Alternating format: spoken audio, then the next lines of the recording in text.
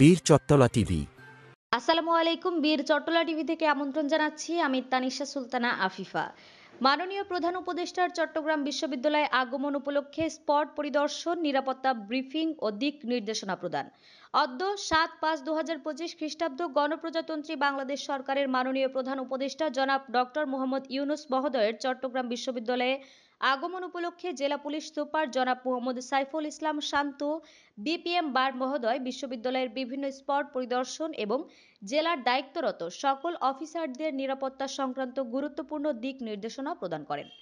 তিনি চট্টগ্রাম বিশ্ববিদ্যালয় এলাকায় নিরাপত্তা নিশ্চিত করতে দায়িত্বপ্রাপ্ত সকল কর্মকর্তাদের সততা, পেশাদারিত্ব ও সর্বোচ্চ নিষ্ঠার সঙ্গে দায়িত্ব পালন করার আহ্বান জানান।